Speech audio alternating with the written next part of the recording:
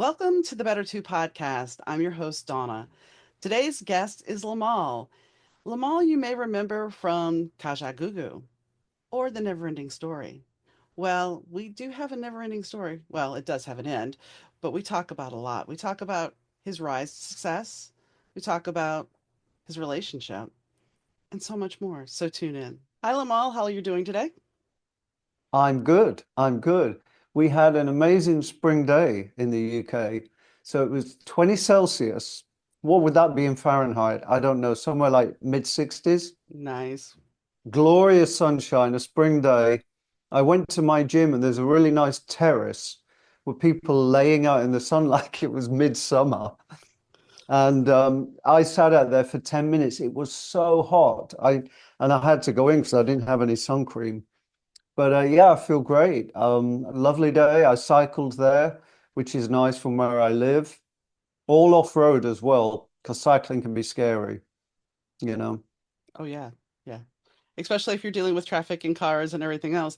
Here over where I live near outside of Chicago, it was 80 2 or 3 days ago, and then we had snow, and now we're back in the 30s, and we had snow. We had storms yesterday in the 50s, and now it's sunny and pretty today, but it's like 40. Wow. So I've only been to Chicago once in December. So you Oh, can imagine.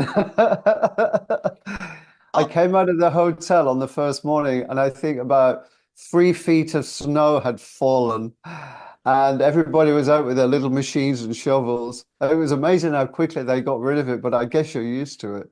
we are and we're not because I've lived here for roughly 40 years now, and it's kind of one of those things where it's like we used to get snow in October, and this year I think we've had maybe 4 or 5 times of snow, and that's it. Wow. And it's not even Wow. been that much. So, Right. It's all in that iceberg that's floating. yes, yes. So, I want to talk to you a little bit about. I know you have a song called 1983. 1983 was a major year for you, but I want to talk to you about answering that ad in the Melody Maker magazine. The reason why is because looking at, your history. And I'm one of those people that believe you have to be, sometimes things present themselves just at that right moment. And if you don't take that opportunity, you don't know what you're going to miss out on. But for like you answered that ad, and then that ad led to the band, then that you working at the embassy club led to something else. And do you feel that you were right when you saw that ad? Did something click in you and say, "Okay, I got to answer this," or was it just, "Okay, I'm answering anything and see what sticks to the wall"?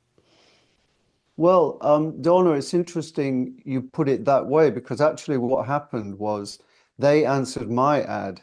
So Okay. the four-piece band before they were Kajagoogoo were called Art Nouveau. And I had an ad looking for a band, looking for musicians to form a band. And I'd seen several musicians over that weekend and didn't really click. You know, they were nice people, but image-wise, it wasn't really doing it for me. But I'd kept a few numbers and I thought maybe I'll see some more people. And then I got a call from Nick a couple of days later, the bass player in Kajagoogoo, then Art Nouveau. And he said to me, "Hi, my name's Nick. I know you're looking to form a band, but we are already a band. And we've had an ad looking for a singer, which, by the way, I hadn't seen." And he said, "Would you be interested in coming up?" And I said, "Sure, why not?" I thought, what have I got to lose? So I jumped on a train. It's about 50 miles north of London, this little town called Leighton Buzzard, commuting town into London. And Nick met me at the station. It was about 5:30. He drove me to the greeting card factory where the drummer worked. And the factory closed at 6, and the boss had said that we could rehearse on the factory floor after 6 because we could make lots of noise, etc. And of course, it was free, whereas a rehearsal studio would cost Oh money, yeah. etc. And by the way, most musicians listening to this will know that rehearsal studios are not the most glamorous places. They're usually damp, sweaty, dark, no windows. But obviously, they're important places. So yeah, that's how it began, Donna. It was the guys saw my advert in the Melody Maker. I think you mentioned that at the beginning, which Hmm. was the Bible, really. Right. The classified ads section at the back was so important. There was always bands looking for singers and singers looking for musicians and recording demo studios offering their services and so on and so forth. And we had that here in Chicago and as well as Dallas. I don't remember the name of the paper at the time, but my roommate and I, she wanted to be, I was a bass player, and my roommate really wanted to be a backup singer. And so there was an ad, this was like 1989. There was an ad looking for backup singers for like in the style of Duran Duran and whatnot. So we answered the ad and we both got to do it. I was not, but it was not my intention. It was just like, I'm just going with you. No, no, no, you have to audition as well. So I know all about those ads. I even became a TV producer because I answered an ad for an actress here in Chicago. So I understand in those ads, they could change your life. Yeah, absolutely. Um, yeah, I mean, I wondered how far do you want to go back? You think if I had, it's a bit like the movie Sliding Doors. You've got three choices, left or right or straight Hmm. on, or turn back, Hmm. four choices. So yeah, it's weird. Serendipity. I think opportunities, they can come along. You have to be ready for them. Otherwise, when I met Nick Rhodes at the Embassy Club, I would have just been meeting another famous person, and I think we all found it fascinating at the time where the press, because our first single went to number one in the UK, number one all over the world, top five in America. We were labeled an overnight sensation, and really nothing could be further from the truth because we've been slogging away, all of us separately. The band had been working a long time. That obviously they'd studied their instruments, recorded demos, they'd gigged. I'd been in three musicals, which was great for singing, for training, for discipline, you know.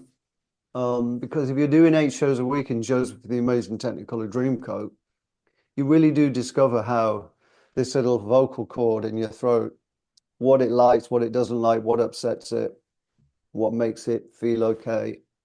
You also learn this huge sense of responsibility because it's not just about you. You've got to be there for the rest of the cast, for the Hmm. producers and directors.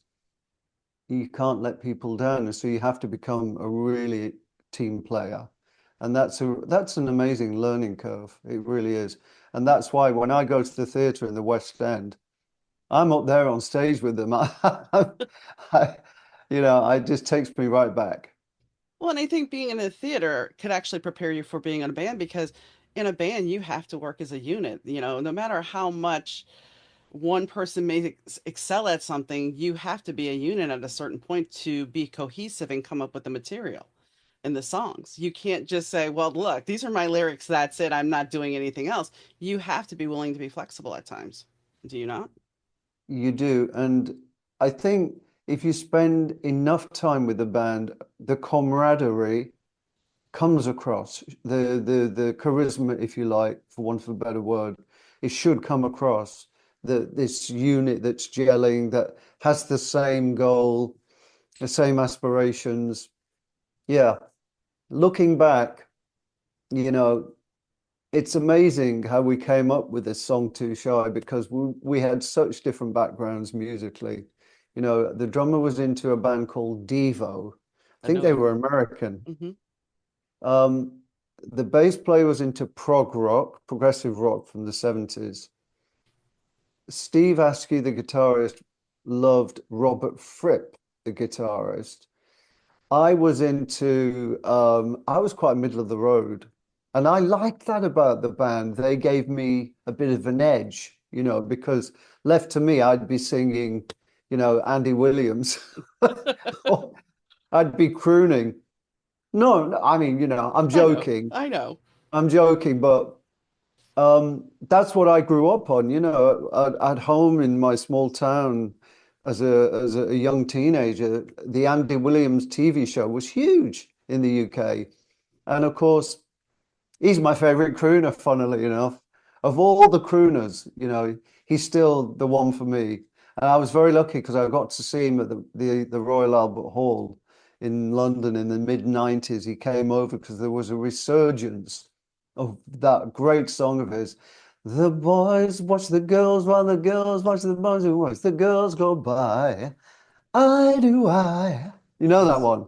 No, I don't, but Oh, okay. Oh God. I do know who Andy Williams is. And I do remember his show.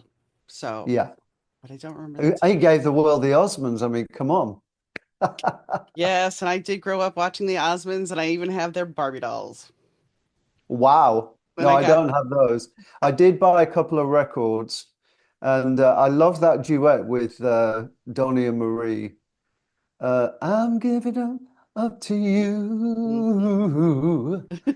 You decide what you're gonna do. We're in harmony. It was lovely. And do you know what I used to love? They had these glamorous white microphones. Do you Mhm. remember the white Yes, microphones? yes, I do. Oh God, I used to look at that microphone and think, I've got to get one of those. And did you ever achieve that dream? No, Oh, no. In oh, fact, I don't think I've ever seen a white microphone. But anyway, stainless steel is cool.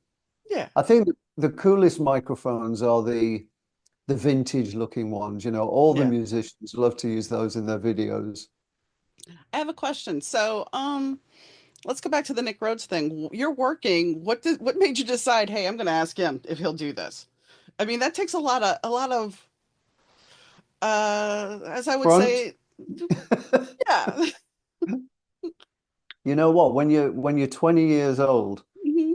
I was a cheeky kid as well, you know, and I just we were cheeky. I mean, come on, we're hanging around the streets with nothing to do, with no money, on my little council estate in Wigan. It's a survival mechanism being cheeky, you know. You'd ask for stuff because you knew you wouldn't get it any other way. So the cheeky kid, the Embassy Club. Uh, and I'm sorry if people have heard me say this before, but the Embassy Club in Old Bond Street in London in 1979, 80, 81 was one of the best clubs to go to in London. The other big club that everyone was talking about was even very avant-garde. It was Steve Strange from Visage. It was his club called the Blitz. But the Embassy Club was a bit more mainstream. You had paparazzi outside trying to snap the celebs. I served drinks to Gary Newman, Bananarama, Lemmy from Motorhead, Elton John's manager, John Reed. It was just it was the place to go. And one night I served a drink to Nick Rhodes from Duran Duran, and he was in there with his manager, one of his managers, Paul Barrow. And the Barrow brothers managed Duran. They were the nightclub owners, the Rum Runner nightclub in Birmingham. That night it was Paul Barrow, Paul and Mike Barrow were the managers. I don't know if they still are, No, they're not. but oh, okay. But yeah, well, it's been 40 years. Yeah. But I served a drink. We just had a rapport, chatting away. Loved the band. Just bought your album, blah blah blah. And I don't remember exact. I mean, come on, I don't Oh, remember an I know. exact conversation, but basically, I do remember that he said I told him about my band, Kajagoogoo, and we've recorded some demos and we're doing some gigs and blah blah blah. The next thing he says, "Well, send me a tape. I'll have a listen, let you know what I think." Cassettes, kids. Yes. Gives me an address. I send him the cassette, and a week later, I'm living in Lancaster Gate, which is West London, in a flat near Hyde Park, third floor. There was a really old-fashioned 70s green phone on the wall with that really twirly cord, Mm-hmm. and it rang, the old-fashioned ring that they now use in horror movies, but that's another story. So pick up, hi Limahl, it's Nick. I've got the tape. I like the demos very much. I'm going to take them into EMI Records Wow. and tell them I'd like to produce you. I mean, it was all of that information all in one go was just so mind blowing because really I wasn't sure whether I'd even hear from him, you Right. know? Right. So I put the phone down, picked myself up off the floor, called the band, very excited, because I'd moved back to London at this point. The band was still in Leighton Buzzard, this town north of London. And that's what happened. And the irony is that EMI Records had actually turned down our demos 6 weeks before. So the old adage, it's not what you know, But who? is totally true. Hmm. I guess, you know, they saw some, I don't know, maybe it was the right nudge.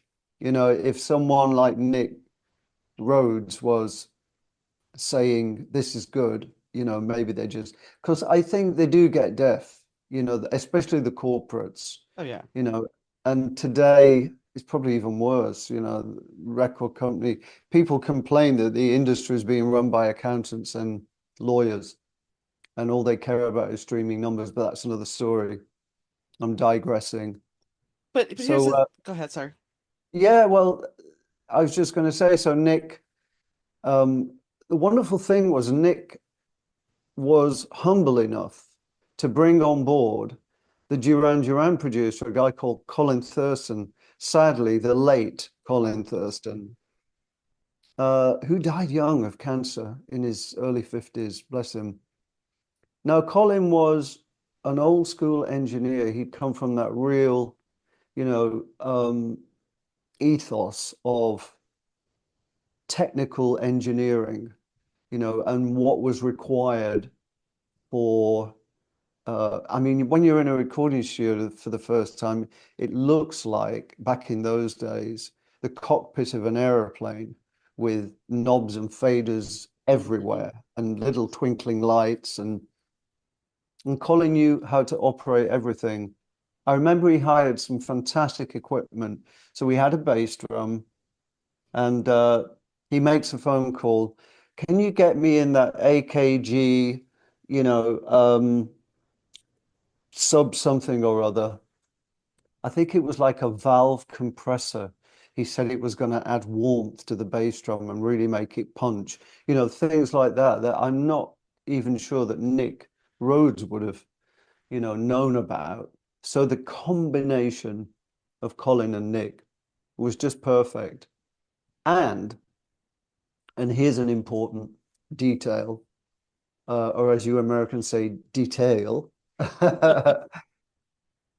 When you've got five band members and the guitarist wants the guitar to be heard and the drummer wants the snare to be heard, etc., you got two captains of the ship in Colin and Nick who crack the whip and say, "Get out the studio, guys, and let us get on with our job." So that it was just a jigsaw puzzle of great pieces. And then you go on after working with Nick, you end up going once you part ways with Kaja for a bit. You ended up working with Giorgio Moroder with Neverending Story. And I mean, I know he is world renowned. He is a producer that everybody still talks about to this day. How was that experience for you? That was amazing. And I've often said it's a bit like if you're an actor and you get a call from Steven Spielberg, that's the equivalent of getting a call from either I mean, let's think of iconic producers, George Martin, the Beatles, Trevor Horn, ABC, and Frankie Goes to Hollywood, Phil Spector, of course, um, the Motown producers, TSOP, the Sound of Philadelphia, so Gamble and Huff. There's and let's not leave out PWL, Pete Waterman Limited. Stock Aitken and Waterman in the UK had a ton of hits and actually gave Donna Summer an early Georgia Moroder collaboration. It gave her another massive comeback hit in the 80s. So I met Giorgio in Tokyo, and I went to the Tokyo Music Festival at the request of EMI Records to promote my first solo single, Only for Love. And while I was there, I met Giorgio. A key person in that moment was my then manager, Billy Gaff, an Irish guy who'd worked for some of the big years with Rod Stewart. His famous Chelsea parties, well, his Chelsea parties were infamous. He was a real entrepreneur. He was a real character. And Billy went to dinner with Giorgio. And I imagine I can hear Billy now saying, uh, Limahl's going to be the best thing since sliced bread. And Giorgio was a fan of Too Shy. So without the Kajagoogoo hit, there would have been no Never-Ending Story. It's interesting, isn't it? Hmm. One thing leading to another. So I came back to the UK, and a couple of weeks later, my manager called and said, Georgia would like to try your voice on a new movie soundtrack he's doing. And as you do at 23 years old, the night before I was due to fly to Munich to try my voice, I was out night clubbing till 3 a.m., drinking and smoking. I got about 4 hours sleep. I nearly missed the flight, the early flight. The flight was about 10 a.m., but that was early for me Hmm. because you've got to be there 2 hours before and you've got to travel to the airport, etc. So yeah, when I got to Munich, I couldn't sing a note. Oh The no. voice was tired. The voice was going, eh, eh. So Giorgio was very chilled. He had a lovely Italian accent. He goes, "Hey, Lim." If for some reason he was calling me Lim, short for Limahl. So, "Hey, Lim, don't worry. We have a little wine and some food, and we chill out. Don't worry." And that's what happened. And singing is really an evening thing. And by 8 o'clock, we were nailing it. And it's weirdly looking back, I wasn't worried. I just thought it's too early. I remember that was my thought. I think if I'd been older, I would have been in bed at 7 and behaving myself. But of course, 23, I was just lapping it all up. It Oh was yeah. really, really fun. I mean, people knew you. I understand it was I don't want to say the rock star persona, but it was, you had that life going on at that time. So at 23, you're expected to, what, 10 o'clock? I'm not rolling out of bed until like noon, but okay. I mean, that was the whole mystique back then during that time. Yeah, and then there's a little bit of rebellion going on, because if you think about it, you know, all through your childhood, you're told to do this, that, and the other by the authorities, by the school, by your parents, and then you break free, you know, Hmm. and suddenly, I guess, the cliche expression, the world is your oyster, or it seems that way.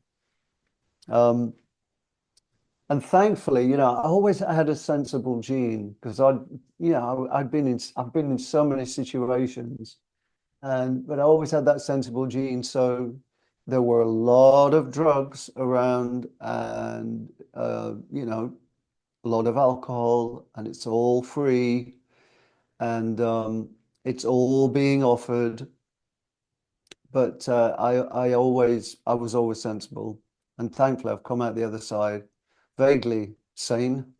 I mean, Um, go ahead. go on. No, go ahead. No, I don't think I don't know if I should add What I was anything going to else. say, you were mentioning the I'll, drugs, and I mean, I went to Live Aid in Philadelphia, and I'm 17 years old, and I'm up in the bleachers before my friends and I decided to go try to get in the crowd. But the people in front of us, and this was like my first real, because I was living in Shreveport at the time, so it was kind of at the time Shreveport was very much, you couldn't buy alcohol on Sunday. Things were really dead set. It was in the Bible Belt, so it wasn't that it was so religious, but things were a little bit different than they are now. And so we sit down in our seats where there was some chaperones, and the people in front of us whip out the little vial and start snorting coke. And I'm like, wow, if I were a narc, I'd be really doing well today. Because yeah, I mean, yeah. they were openly doing coke, and it was just like, I had never seen anybody do it. No, they didn't turn around and offer me any, but it was just kind of one of those things where it's like, okay. Well, look, I'll share with you. The first time I experienced cocaine was I was at a celebrity's party. Okay, I'm not going to name at this point. And they brought this stuff out like they were like sugar bowls, and everyone was talking about it. And then I realized that they've literally brought out a bowl of cocaine. Now you're talking 1983 or 4, and this was the, popular drug, if Hmm. you like. And it was expensive, I guess, and not many other drugs were available. So it was almost considered a celebrity drug. It had glamour. It Hmm. really did when I think back. And oh my God, this is that stuff that they talk about in the newspapers and the media. Oh, wow. So anyway, I'll be brutally honest with you. I did try it, and I honestly thought, what the hell is all the fuss about? That was my reaction. Understand. I It, mean, the it didn't first, do much for me at all. And maybe that's the reason, I just didn't really get into the drug thing. I've smoked hash and I fall asleep. Well, I like I like being awake. I hmm could sleep all night. So no, I think drugs, personally, I think drugs are overrated. They are glamorized, because they're Yeah. always associated with celebrities or whatever. But the truth is they do create a lot of trouble. And I'm fine with a drink. I like, what, alcohol is cool to a certain degree. Obviously, that can be taken to the extreme as well. Look at poor Amy Winehouse and others, of course. I think she was found with two empty bottles of vodka next to her. Yeah. Poor thing. Um, yeah, there's a lesson out there, kids, if you're listening, you can survive. And believe me, you've got to survive because when you get to, over 40, 45, maybe 50, uh, your body needs you, you hmm know, hmm and it ain't the body it used to be. And you need it to be there for you. So, treat it well when you're young. Have fun, but be sensible. Which actually segues perfectly into your new song. The song that you're doing is a cover of America's Horse with No Name. And what's interesting is when I remember the song from being a kid or a teen. Yeah, I was a kid. And it was banned in certain US radio stations. Did you know that? I I'm sure did. you did. I looked it up. Shocking. Go on. But and the reason why I said it's a perfect segue because horse at the time they considered that to be slang term for heroin. Mm. And I had never known that. And yes, as a kid, I sang along to that song. It was always one of the favorite songs. But But what wasn't, I mean, if you look back, there's probably, you know what YouTube is like. There's probably a top 10 of banned songs. And sometimes when songs are banned, it's just fascinating when you think where we are now. Uh, am I right in thinking, did I read, because you read so much and you forget, wasn't Fever by Peggy Lee banned in some places? I think so. And this song now that I grew up listening to in the 70s was In the Summertime. If you actually listen to the lyrics of In the Summertime, um, it's really wrong. It really is wrong. It's got a nice little melody, but if you start listening to the lyrics, it's like, oh, yeah. But where do you want to stop? I think of Delilah by Tom Jones. In Yeah. the lyric, he kills he kills his wife or girlfriend, and we're all singing along to it. And it's a huge hit. Yeah, I mean, times have changed. Times have changed. But where were we? I've completely. So we went off on the tangent because of the song, but what made you decide I want to cover this song? So I'm a big fan of the song. Yeah. It's a classic hmm here as well. I've loved it for a long time, and subconsciously thought about, and then the other voice in my head would go, "Oh, don't you dare! You'll be lambasted." Uh, Very dangerous to cover a classic. But what happened was I started playing around with it, and I found this Jupiter 8 synthesizer. Kajagoogoo had one of them. It's in the Too Shy video, actually. We had a Jupiter 8 by Roland, and it was a wonderful one of the early synthesizers, came out about 79, 80, 81. And now you can get it as a plugin on audio software. So I'm playing around with it, and I got this wonderful envelope sequencer going, so that it's like a wah wah guitar, but on a chord, synth chord. So it opens and closes, so but with a musical chord. And I put some reverbs and delays on it, and I'm panning it, and I'm thinking, oh, this is really nice. Then I think, good, this is really different to the original, and that's what it has to be if I'm going to do it. I thought I'll go down the electronic route because I don't want to try to emulate those lovely folky guitars of the original. And the 80s and 90s at the moment are influencing a lot of young music makers. I hear that. Hmm. And so I introduced some sort of 90s ideas. Then I did, and I'm on and off working on it, on and off working on it. And by the way, I must say at some point, all creatives can have half finished ideas or quarter finished ideas on the shelf, whether you're an author writing a book or a filmmaker or creating music. And I'm no different. And I wasn't sure whether this was going to end up the same way, but it kept falling into place. And that kind of spurred me on. The icing on the cake was I did a TV show in the UK for a popular TV personality slash singer here called Jane McDonald. And they'd invited me on to do the Neverending Story because they were having a movie themed show. And while I was there, I had to rehearse with her band. And the guitarist is a guy called Steve Cooper, who lives in Birmingham. So I I asked Steve, I said, look, if I send you this thing I'm working on, will you throw some guitar on it as an experiment, not really thinking much about it. So send him the files. He sends me back some amazing guitar. I spent a couple of weeks editing it, and it it became clear that it has to be there because the wonderful thing that happens with a guitar on this kind of electronica is it's like the tension in an orchestra between all the instruments. So the synthesizer chord changes, the guitar lingers on as it fades away and almost introduces another note into the next chord that's already changed. So you get an added seventh or ninth or 11th note. And of course, Steve's guitar, is very different to the lovely folk guitar of the original. And so that's how I ended up with this cake mixture, this recipe, if you like.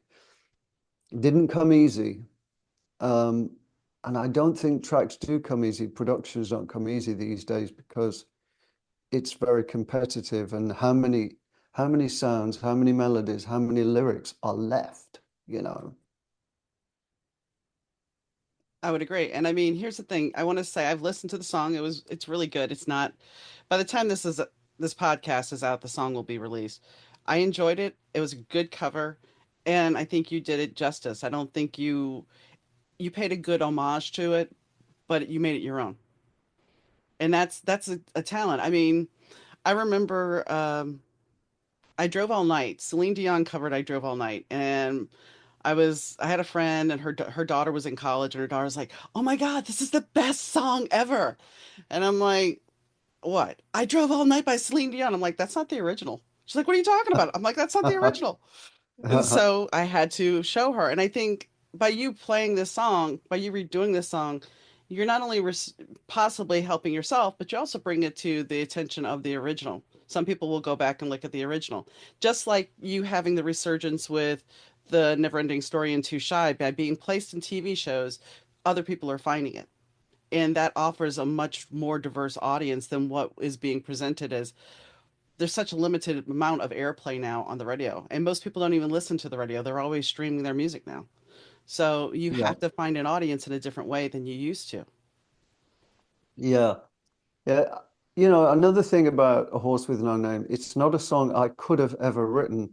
And I did some research, and the English-born but American member of America and the songwriter Dewey Bunnell wrote the song influenced by his father was based at an Air Force base near the desert, and he spent a lot of time going through the New Mexico desert and the Arizona desert.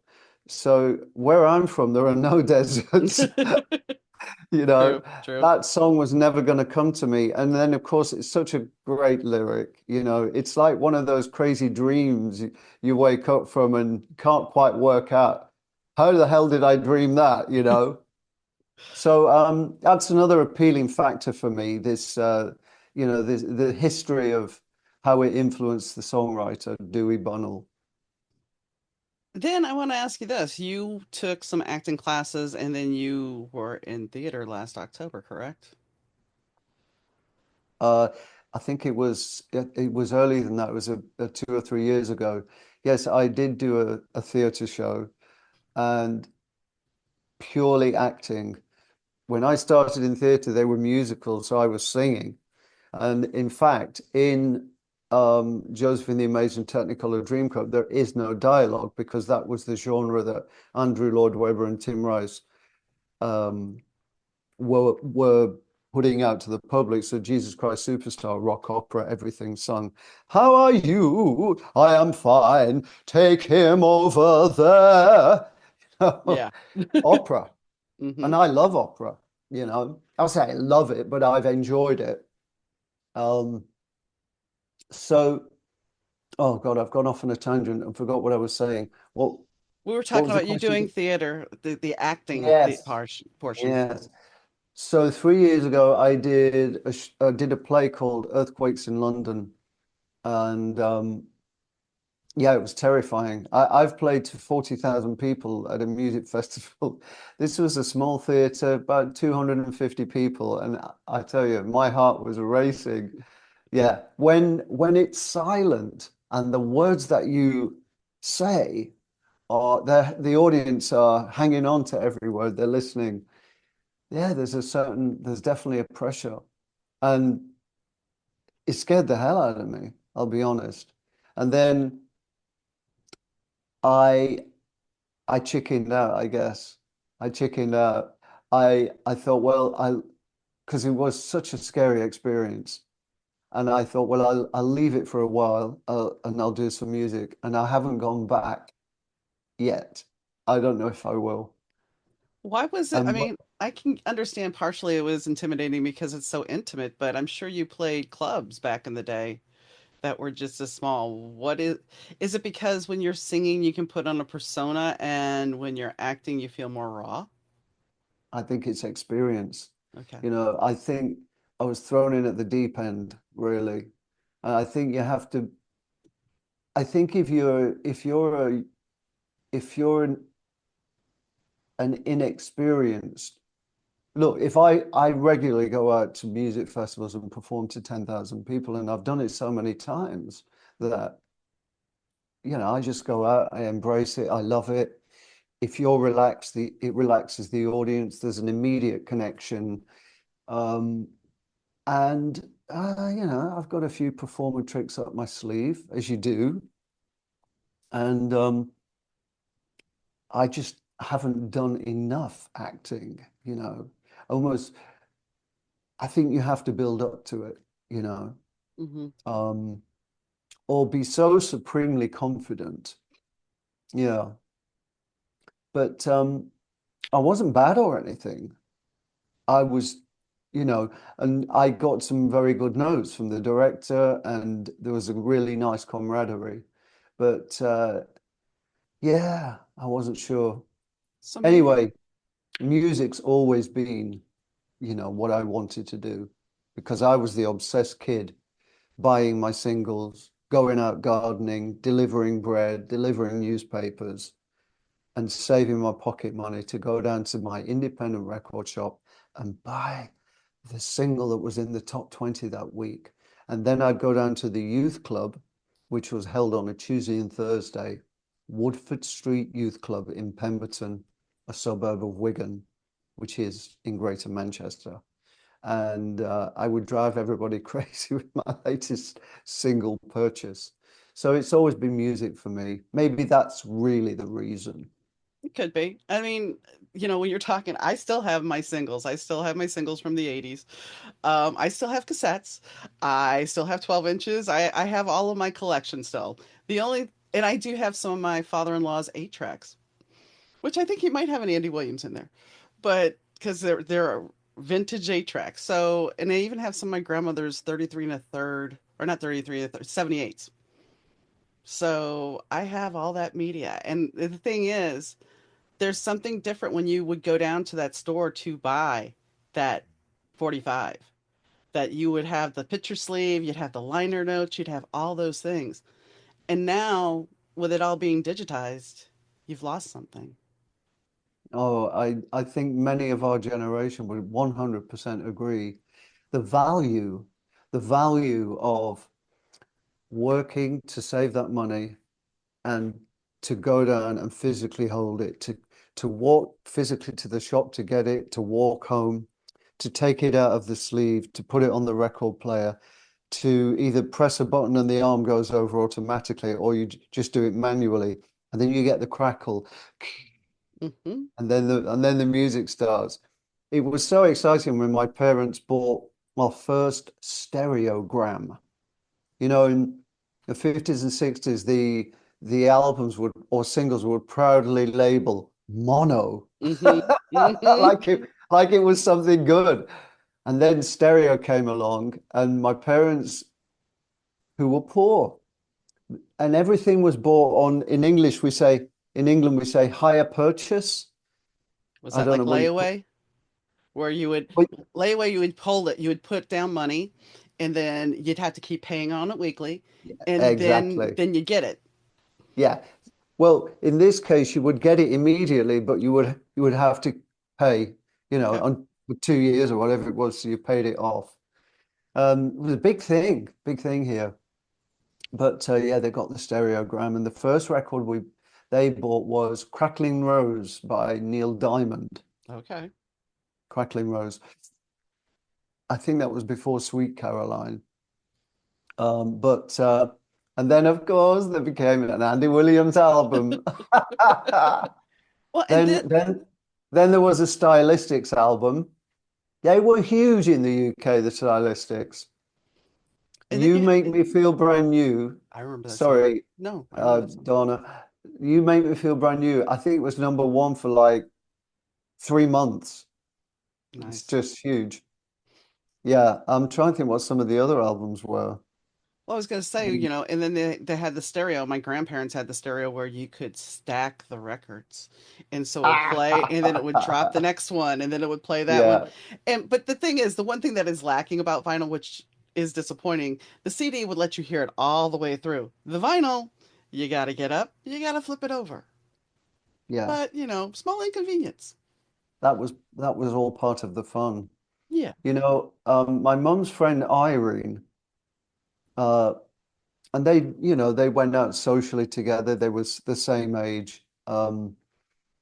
Irene, when I was about 14, Irene decided she was going to get rid of this compact 7-inch. It was just a single player, only played singles, and it was portable, but it was on power. And it was so cute, like a 50s design. And it wasn't ivory. It was what's that? What's that stuff called? They used to make old telephones of it. Not It bisque. cream. Cream. It's plastic, but it's called, oh, I can't think of the word. Anyway, it was lovely. But guess what came with it? You 6 singles she didn't want anymore. And one of them was the Doris Day classic, Move Over, Darling, from Nice. I think an old film with Rock Hudson. And I played that song to death. I still love it today. I just think it's fabulous. Massive production. Because Doris was at her peak then, wasn't she? Oh yeah. Wonderful. Her voice was amazing.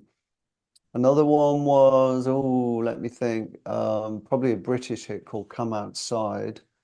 And Bridget the Midget. was this kind of quirky song by a guy called Ray Stevens. Oh, I And there was a lot of words in it, and I learned every word. Then I would take the hairbrush as a microphone and perform it for Irene.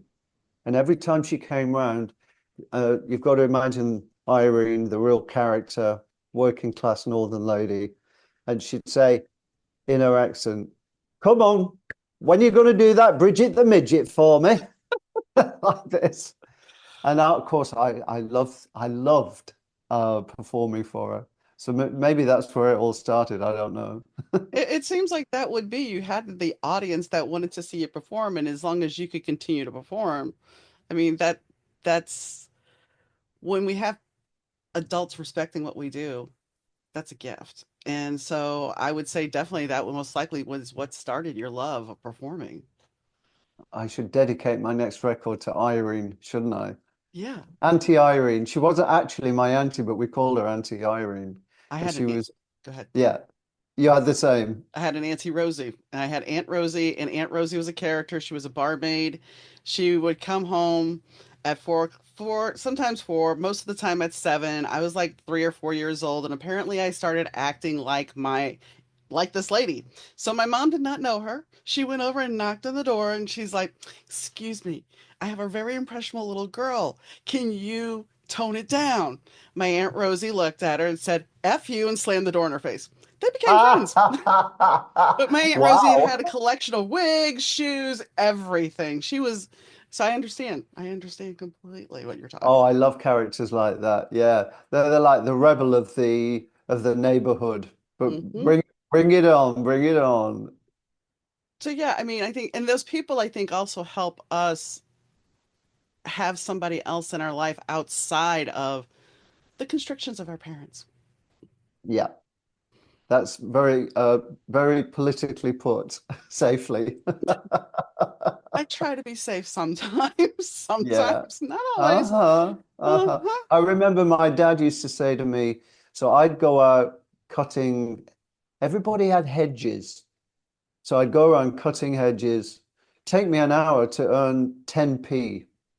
Gosh, what was 10p? I have no idea. Well, what would that be in cents? Maybe 10 cents or the, roughly around 10 cents. And I'd go out all day to earn this. I think a single at the independent record store was 35p, 35 pence. And my dad was flabbergasted and he said, "You've worked all day and now you've gone and thrown that away on a bloody record." He didn't understand. But for me, it was an absolute passion. Yeah. I probably had a little radio at the back of the boring classes that I didn't like at school. I'd be listening ever so quiet. I may have even had one of those mono headphones. It and then I did it at home under the bedclothes at night. I'd be listening. Yeah, weird, isn't it? Music, it was always music, music, music, obsessed with music. Still am really. Every day I wiki something. I listen to the radio, different radio stations, and I love music trivia. I look things up. The trick is remembering it. Oh, yes, yes. You're Because talking. Go ahead. go on, No, go ahead. Go ahead. we just take in so much more information nowadays, don't we? I think we take it for granted. Well, I don't need to remember that because I can just look it up again. Yeah, I mean, how many phone numbers did you used to know compared to now? And when you were talking about Exactly. school, no, I didn't have a radio, but I would sit there in the back of the class that I really just hated with my star hits, which was the American equivalent to smash hits. So actually, most likely you were in one of those magazines because it was the early 80s. And Yeah, looking through them going, oh, okay. Yeah, and I'm supposed to be doing working class, but it was just like, no, not this class. Mm-mm. So yeah, I think there's always the need for if we find a passion, if we're interested in music. And I mean, my interest then would lead me to becoming a bass player. Granted, I never fully did anything with it, but there was the interest that started because of a certain action, just like with singing. So for you, everything, I mean, that's I started the show with saying, if you're at the right place at the right time, things kind of start working out. And I think that's you've proven that time and Well, time again. nothing happens if you stay at home. You got to put yourself out there. And yeah, you might get rejected, but at least you've made something happen. And Exactly. what's the expression? uh, when one door closes, another one opens. Although we like to jokingly say, just remember when one door closes, another one slams in your face. True. True. That that that expression goes when you get a bit cynical. Yeah. But no, I mean, it's a bit of luck, it's a bit of serendipity, it's a bit of hard work. It's not just about talent. It never has been, you know. Is there anything that we didn't talk about that you want to cover? Because I know you're on a time schedule, so I'm making sure we wrap up before the hour passes. So is there anything we haven't talked about? Not really. I mean, I live with a lovely guy called Steve. Um, I'm not flying the flag for that, for being gay particularly, but I am proud of the fact that um, I managed to find Mr. Right, you know, Awesome. when my two brothers are both twice divorced. Yeah, And I always tease them about it. So yeah, me and Steve have been together for 32 years, that's still wonderful. going strong. Um, I don't know what the secret is. It's a bit of everything, isn't it? It's a bit like having a garden. You've got to tend the garden. Yeah. You've got to create memories and try to do some good things together. But I had some really painful early relationships, and I think when the right person comes along, there's just no arguing. It just gels, it fits, it's nice, there's no stress.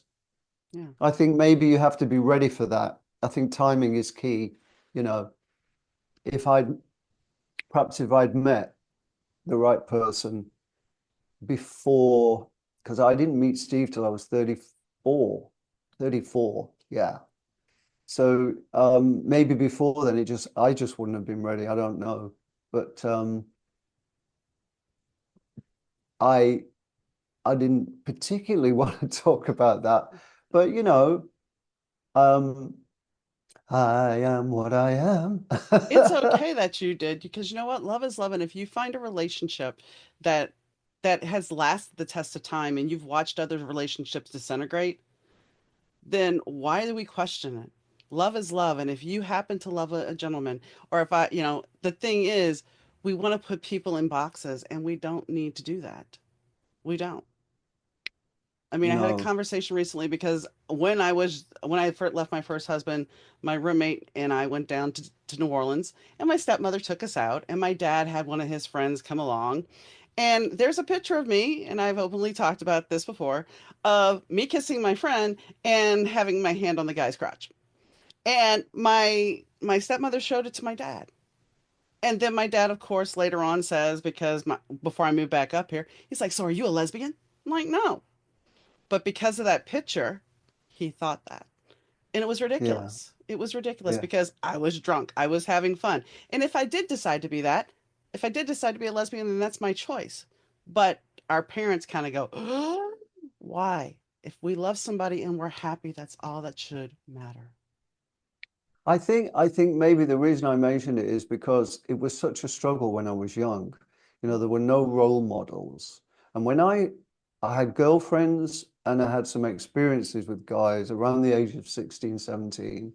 And then one day, out of the blue, the stuff that they talk about in all the songs happened.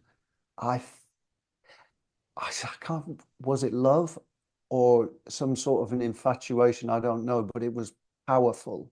Yeah, And I thought, oh my God, I am one of those that they all say is bad. yeah, I'm one of those people. And that's why I ran away from home at 16 because I thought, God, if my dad finds out, he's just going to kill me because my dad was a bit of a bully. And I disappeared for 2 years. I finally went back home around the age of 18, very nervously. I told my mother in the kitchen quietly, Mum, I've got something to tell you. I am gay. I probably said gay. I think the word gay was around then, just, yeah, in the vocabulary, vocabulary. Um, and she said, she smiled. She said, I had a pretty good idea, Aw. and it doesn't make any difference to me. And she gave me a hug and told me that she loved me. And that was a relief. It was a lovely moment to get that support, you know. But the first thing I said to her was, don't tell Dad. But eventually, Dad did come round. And the first time he met Steve, he did something really unusual. He hugged him. Aw. Instead of like shaking hand and being formal hello, he sort of pulled him towards him and hugged him. Very sweet, in a way to say, it's okay. So that was nice. So, yeah, people can be educated. You know, it feels like the world is going more right wing Hmm. at the moment. And Which I is don't scary. really want to get into politics, but um, gay people, whether they're gay girls or gay guys or bis or whatever, can make such an important contribution to life in so many ways. You know, if you think of the gay British mathematician Alan Turing, that was the the story of his life was in the film The Imitation Game. Um, I mean, they reckon that he saved millions of lives because he broke the Enigma code, the German Enigma code, and brought the war to an early end. You know, he was gay. Yeah. So for anyone out there who might be fear gays, just don't. We're No. just normal people. We're just normal people. We just love someone of our own. Um, I don't like using the word sex. I'm looking for other words. Someone of our own. Here, you just love someone because you love someone. It doesn't matter about their sex. You love someone because you love them. They have your Yeah, heart. yeah, it's a much deeper connection than uh and anyway, you know, I do say to my straight friends, every no, I better not say that. Mhm. I say, no, I'm not, no, let's not even go there. Um, well, look, I say to my straight friends, so many straight guys fantasize about being in a situation with perhaps two women, you Mhm. know. So then it's okay. So it's a bit hypocritical to criticize it if it's two guys. Do you know what I'm saying? Mhm. That's how I feel about it. I just think live and let live, people. Come on. Exactly. Exactly. Yeah. On that note, I'm gonna say thank you so very much because I know you said that you only had an hour for me, so I thank you. So when I do research for a show, I usually will get a press kit and then I do other research. And the information about October, his performing in the theater, that was actually in the press kit that said October. I did not know that it was 3 years ago, and that's okay. I'm glad he caught it, but I just want a clarification that most of the things I do, I get research, and I either get research from the internet or I get a press kit. And then I cobble everything together so I can make this interview what it needs to be. It's not that I have strategic questions that I'm going to ask. I have notes. I have notes to try to guide me along if I need to go there. So I think that sometimes, things happen and well, I'm human and I may get a fact wrong and that's okay. And if the guest can correct me, that's awesome because I want the facts out there the way they need to be. What I wanted to say though about, talking to Limahl, it was kind of one of those things when I found out I was going to have the opportunity to, that even though I was here in the present, my mind went back to being in my parents' family room and sitting there in front of the TV that was in the cabinet, not one of those big ones, but one of those smaller ones in a media cabinet, and seeing Kajagoogoo come on MTV and them talking about Nick Rhodes producing. It wasn't even that he was a co-producer. They just because Duran was having their success, so here we're gonna piggyback off that. And that's a great way for marketing too. But it was weird for me because yes, it took me back. It was like here I am at 57 being 16 again and looking back at that going, okay, here we are. And I think sometimes when we look at artists that maybe aren't having the same success in this country, but they're still popular over in the UK because Limahl's had several singles over in the UK that have tracked. But because that is over there and not here, we don't necessarily always know about it. The good thing about music nowadays is that with streaming services, you can find all of the stuff wherever you need it to be. As far as being at the right place at the right time, that's half the battle. But you also have to be willing to take that shot. And I agree with him that it's not what you know, it's who you know. And that's a hard thing, especially when you're trying to make a name for yourself. But the thing is, if you have the talent and you nowadays, if you market yourself enough, you may find that right person. I mean, I hate to say it. Look at Justin Bieber and Usher. You know, we all know that story. He was on YouTube, and yeah, I know it's not the greatest story in the world now, but when it all happened, the illusion that we were presented with, um, it showed that, you know, you could find somebody and this is what happens and the great discovery story. But there are so many, if you look at the course of history in Hollywood, in the entertainment industry, you know, the girl at Schwab's soda fountain, how we found somebody. So being at the right place is definitely a good thing. And I've talked about that with my own life in certain examples. And you have to be willing to take those risks. You can't just sit there and go, well, and it was funny because the other day when I was driving somewhere, there was this t-shirt that said no risk, no story. And so that kind of reinforces that. And when we don't take those risks, we can look back and go, well, what did I do? If I never decided, I remember in January of 2021, I sat down and I recorded an episode of the podcast. And it was the sound was off, everything was wrong about it. And it just, I never let it air. My friend Sarah had come on, we recorded it, it sucked. And I thought, well, I don't know if I want to do this. And something kept telling me, no, you have to do this. You have to keep going. So then I made the decision to record that very first episode. And I realized that if I was going to ask people their personal stuff to put it out there, because at the time, the Better Two podcast focused on that Better Two moment. Was it better to have done something than not? I decided to tell my story about my mother. And I don't regret it.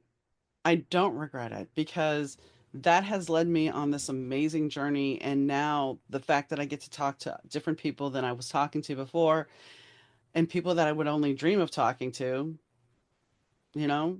I mean, the funny thing is, there's a guest that has not come on the show yet, but I ran across them and I'm still working to get them on the show. And this person is somebody that I would really like to have.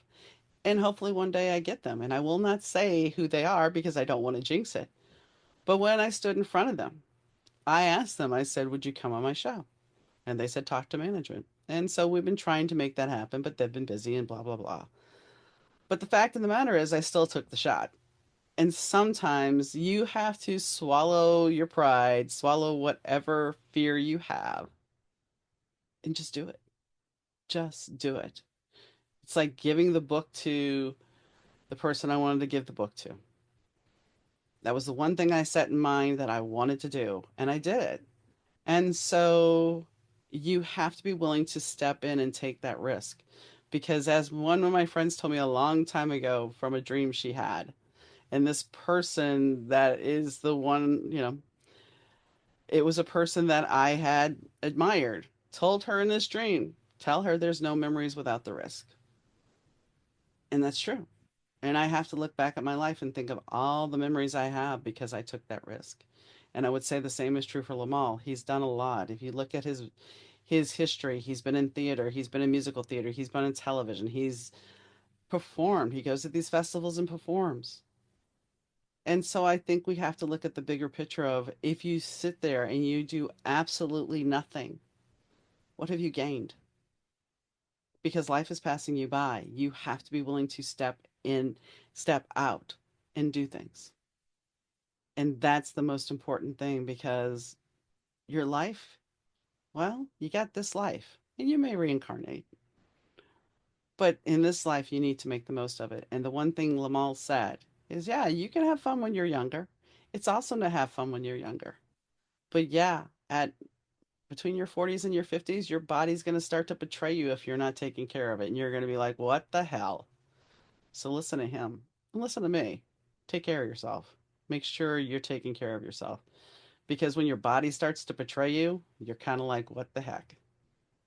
So, on that note, I thank you for tuning in as always. And I thank Rich Sai for 30 Year Audio for doing the audio production. I thank Fast Susie for the intro and the outro music. I thank Limahl for coming on. And, well, I thank you guys for tuning in. And no matter when you listen, morning, noon, or night, I really do appreciate it. And I'll catch you next time, guys. Bye.